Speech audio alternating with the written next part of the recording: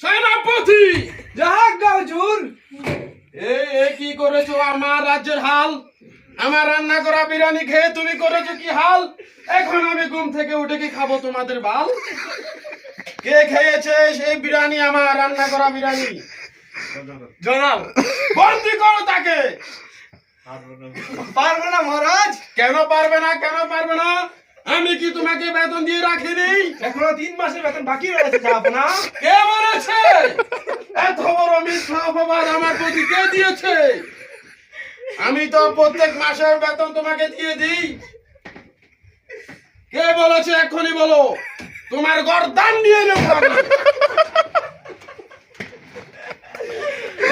সেনাপতি, এখনো কথা বলছো না?